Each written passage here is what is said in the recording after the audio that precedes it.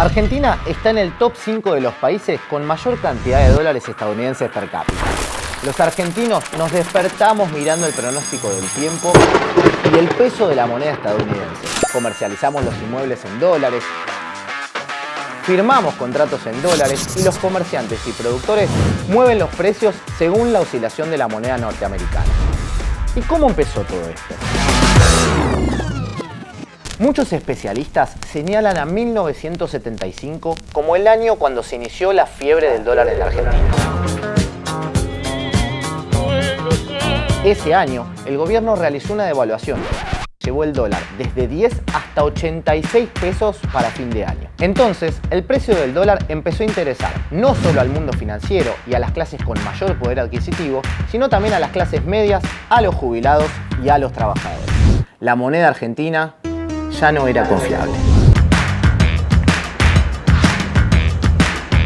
El dólar paralelo no es algo del siglo XXI, ni la inflación, ni el problema de los alquileres, ni tampoco el dólar turista.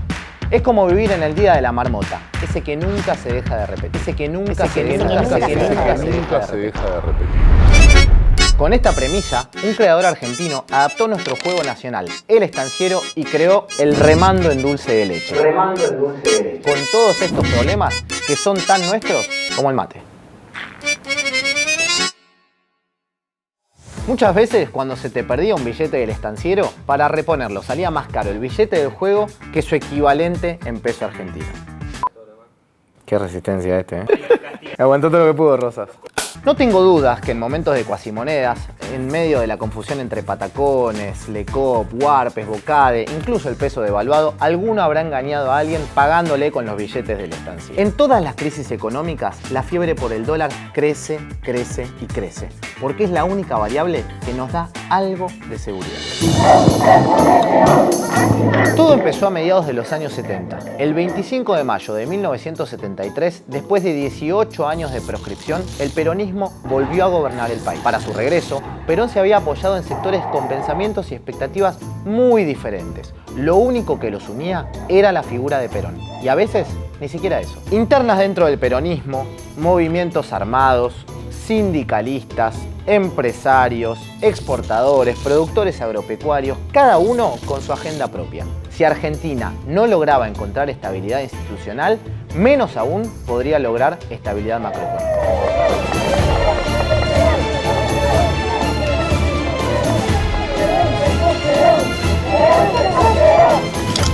El gobierno militar le entregó a Perón un país en llamas, un 64% de inflación, descontento en los sindicatos, una deuda externa que llegaba a los 6.200 millones de dólares, las reservas en picada y una preocupante salida de capitales. Ah, y no nos olvidemos, el déficit fiscal representaba 8 puntos del PBI. La tasa de desempleo era 6,6% y el salario real ya había caído más de 10. Este era el contexto en el cual se tuvo que desarrollar el plan económico. El ministro de Economía de Perón en esa época era José Bergelbart y buscó básicamente poner en orden la economía. ¿Cómo? Primero había que aumentar los salarios, para después congelar los precios y los salarios, y así frenar de una vez por todas la inflación. Para esto, el gobierno creó el llamado Pacto Social entre todos los diferentes actores de la sociedad. Entre mayo de 1973 y octubre de 1974, el plan mostró buenos logros. Redujo la inflación del 80 al 30%, la desocupación pasó del 6 al 4%, y hubo un aumento de 800 millones de dólares en las reservas, al tiempo que el PBI crecía un 5%. Pero el plan tenía sus puntos débiles. Entre 1972 y 1974, el gasto público aumentó un 65% en términos reales, lo que significó un incremento del déficit del 79%. Por otro lado, al impulsar subas salariales nominales en un ambiente de fuerte inflación, tuvo que imponer controles cambiarios para evitar una nueva devaluación. En el plano político se vivía un clima de extrema violencia que generó grietas en el pacto social. Y finalmente se sumó un contexto internacional muy difícil que terminó afectando a todos los precios internos de nuestro país. Entre 1972 y 1974 el gasto público aumentó 65% en términos reales. Como consecuencia, el déficit creció un 79%. Los mayores gastos se hicieron en el área de seguridad social y en las transferencias hacia las provincias.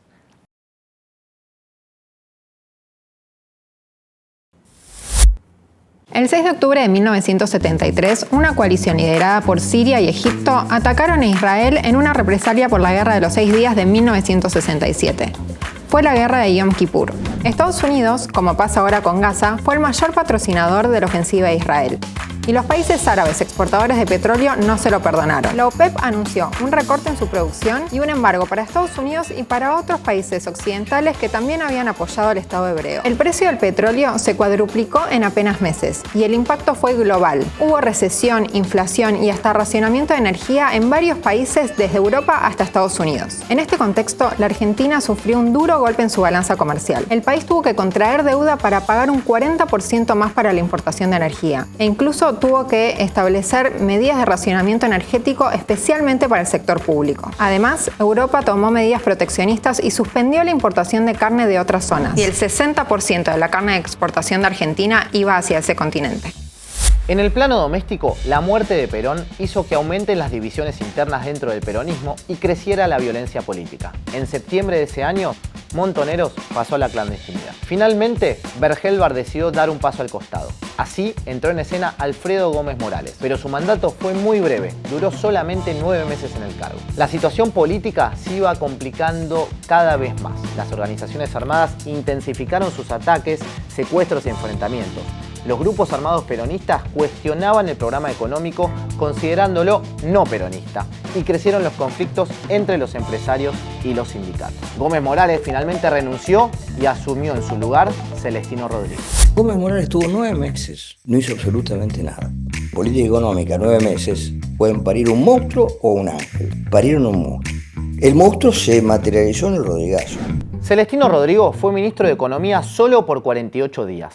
Desde el 2 de junio al 17 de julio de 1975. Aplicó un plan de ajuste muy grande. En los primeros meses del 75 era obvio que algo iba a ocurrir, etcétera, etcétera. Pero yo creo que si yo hacía una encuesta referida a cuánto cree que va a aumentar la tarifa o el dólar, nos íbamos a quedar cortos. El primer día duplican el tipo de cambio, duplican las tarifas, etcétera, etcétera. En el entendimiento, esto lo aclaró después Rodrigo, de que las paritarias habían aumentado 38% y que estaban cerradas. Se manda una devaluación brutal, sin contemplar el mundo obrero.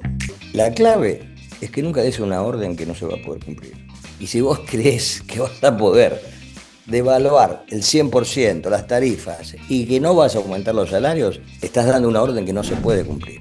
Su plan incluía una serie de medidas de shock que produjeron la devaluación del peso, un aumento de los servicios y de los combustibles hasta 180% y topes a los aumentos salariales acordados. Celestino también tenía un costado esotérico, era muy cercano a López Rega y gran admirador de su libro de esoterismo. Esas personas eran las que gobernaban la Argentina y las que fijaron la política económica que marcó la segunda mitad de los años 70. ¿Hoy? Al mes y medio, Rodrigo volvió a devaluar. En tanto, las reservas internacionales se desinflaban y pasaban de 1.400 millones de dólares a fines de 1974 a 700 millones en junio de 75. La perspectiva era una inminente cesación de pagos con una deuda externa de más de 10.000 millones de dólares. Cuando el trío Isabel, López Rega, Rodrigo limitó las paritarias a un 38% y luego al 40%, la CGT se plantó y decretó un contundente paro general de 48 horas. Rodrigo habló por televisión pidiendo por favor a la sociedad que acompañara su plan. Hacia el 1 de julio se conoció una cifra aterradora. Desde la muerte de Perón, hacía exactamente un año, habían muerto 433 personas por causas políticas, es decir, más de una por día. 10 días después, finalmente cae López Rega, el hombre más poderoso de la Argentina hasta el momento. Su salida era un triunfo de los líderes sindicales, hartos del titular de Bienestar Social y del favorito de la presidenta. El 21 de julio, Celestino Rodríguez renunció, 2 días después de que López Rega huyera del país. En los 49 días que ejerció como ministro, dejó preparado el terreno para lo que sería la política económica de Martínez de Hoz y la dictadura militar. Uy, la madre. Entre 1975 y 1976, la inflación llegó al 180% en promedio, mientras que el interanual superó el 400%.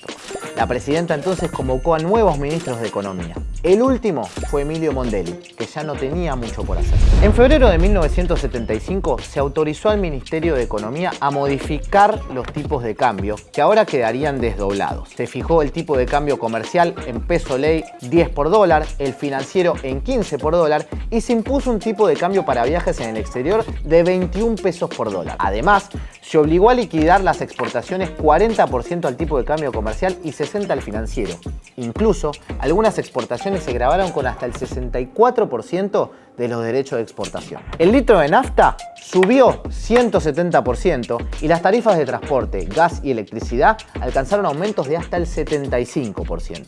El resultado fue una alta inflación. Las importaciones cayeron 20% y la caída de los salarios fue cercana al 30% en tan solo un año. Entre 1974 y 1976, la pobreza pasó del 6,2% al 31,2% y el desempleo pasó del 3% a casi el 6%. Los primeros 3 meses de 1976, la violencia recrudeció, con numerosos secuestros y atentados. El 24 de marzo de 1976, María Estela Martínez de Perón es trasladada a Neuquén y la Junta de Comandantes toma el poder y designa presidente de la nación al general Jorge Rafael Videla. Rodrigo estuvo preso casi 4 años por cargos referidos a irregularidades en el gobierno de Isabel, mientras que la presidenta finalmente se exilió. A casi 50 años del Rodrigazo, creo que la mayor herencia que tenemos es que trajo a la agenda de la economía cotidiana de los argentinos temas que siguen estando presentes y que siguen teniendo un papel muy importante, por lo menos en materia de preocupación de los argentinos. La inflación es el primero, la idea de que la inflación en 1975 fue arriba del 50% anual y volvió